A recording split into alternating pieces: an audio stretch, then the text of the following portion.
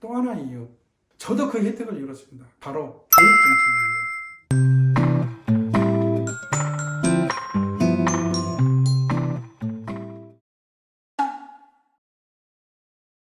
정말 저는 미국이라는 나라한테 감사하게 여기는 게 1998년 3월 1일 날 제가 도미를 해서 IMF 때 쫄딱 망해가지고 3개월 뒤에 아이가 들어왔어요.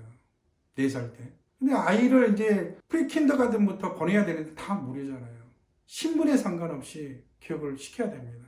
근데 어떤 일이 있었냐? 펠스팍의 한 학교에서 우연찮게 한 학생의 부모가 불법 체류자라는 사실을 교장이 알게 됐어요. 펠스팍 시의 교민이 60%가 넘어요. 미 전역에서 한인 분포율이 제일 높습니다. 이민국에 그걸 신고를 해버렸어요. 그게 이제 난리가 나버린 거예요. 어떻게 교육자가 한 가정의 부모가 불법 체류자라는 사실을 알고 그걸 이민국에 신고를 할 수 있느냐. 그게 이제 사회 문제로 이슈가 돼버린 거예요. 그래가지고 결국은 어떻게 됐어요? 이 사람은 잘려버리고요. 시민들이 청원을 넣어가지고 저 사람은 교육자의 자질이 없다고 잘려버렸어요. 그리고 그 불법 체류자는 어떻게 됐냐? 많은 국민의 관심사가 그 포커스가 돼가지고 그 사람은 아이를 교육시키게끔 해줘야 된다 해가지고 불법 체류자를 합법화 시켜주는 그걸로 해가지고 영주권을 따게끔 해줘버린 거예요. 실은 뉴욕주도 법으로 몇 년 전에 불법 체류자의 자녀는 공립학교를 다닐 수 없다라고 못을 박았습니다. 그렇지만은 지금도 불법 체류자의 아이들은 학교 다니는데 전혀 지장이 없습니다. 왜 그럴까요? 미국 헌법에 무슨 내용이 있냐? 미국에 사는 사람들이 신분에 상관없이 아이는 국가로부터 교육을 받을 의무와 권리가 주어진다는 내용이 있습니다. 그래서 심지어 주법에 불법 체류자가 학교를 다니는 것을 막는다 하더라도 헌법이 위잖아요. 그래서 지금도 불법 체류자가 학교를 다닐 수 있고요. 그 아이들이 아무 문제 없이 의료수가가 엄청 비싸다고 했었죠. 그렇지만은 불법 체류자의 아임에도 불구하고 미성년자이기 때문에 메디케어라는 그 저소득층 아이들이 보험 혜택을 받을 수 있게끔 해서 무료로 다 고쳐줍니다. 그러면 학비 다 공짜로 다 대주죠. 무료로 다 고쳐주죠.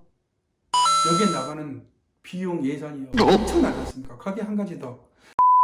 한국은 몇 년 전에 본 것 같은데 그 학교에서 일률적으로 아이들한테 식비를 안 걷고 다 무료로 준다면서요. 저는 그게 이해가 안 된 거예요. 왜냐? 미국에서는요, 부모의 소득 차이에 따라서 그 학교에서 먹는 비용을 다 돈을 냅니다. 근데 내 바로 옆에 있는 친구가 내가 얼마를 낸지는 몰라요. 왜? 미국에는 개인주의가 굉장히 발달한 나라지 않습니까?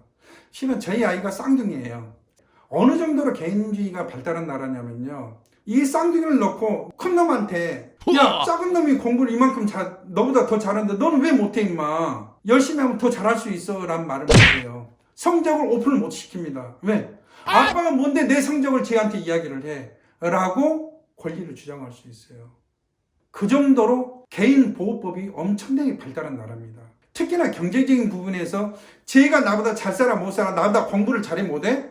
추측만 할 뿐이지 100% 확실히 나보다 잘 사는지 못 사는지는 알 수가 없어요. 급식에 대한 비용도요. 학교에서 부모한테 설문지 조사가 옵니다. 부모의 소득을 적으라고 나와요. 그럼 소득을 보고 나서 학교에서 그걸 판단을 해서 급식 비용을 책정을 합니다. 그 소득에 따라서. 그것을 밀봉을 시켜가지고 우편 배달로 부모한테 보내줘요. 그럼 부모가 편지를 보고 얼마를 내야 된다는 급식 비용이 나와요. 그 비용을 책을 써가지고 다시 우편으로 해서 인편으로 보내줍니다. 그건 못 듣게 돼 있어요. 그러니까 얘가 내가 얼마를 내는지 공짜로 다니는지 뭘 하는지 알 필요 없어요. 저는 그게 맞다고 생각합니다. 한국은 한 가지 미국이어서 부러운 거 하나 있습니다. 딱. 제가 이제 나이가 이제 50대 중반으로 넘어가다 보니까 제일 많이 고민되는 거. 앞으로 살아가야 될 공간 속에 소득은 계속 줄어들죠. 그러면 한국은 보통 뭘 들죠, 여러분들?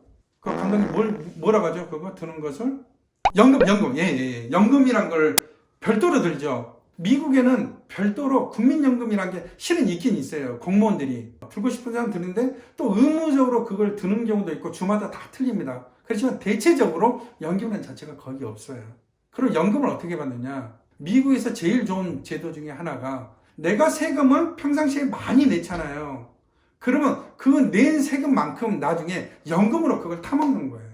그러니까 굳이 세금을 안 내려고 막 머리 굴리고 싸매고 할 이유가 없어요. 그런 상황에도 불구하고 한국 분들은 그 세금 안 내려고 저기 하는데 나중에 이제 나이 들어서 후회하죠. 왜? 내가 세금을 좀 더 많이 냈으면 나 65세가 넘으면 이제 그때부터 연금을 타먹을 수 있는데 근데 여기서 한국처럼 따로 연금을 내는 것도 아니고 인건국가라는 이 문제 때문에 의료 비용, 나가는 비용이 어마어마하게 큽니다.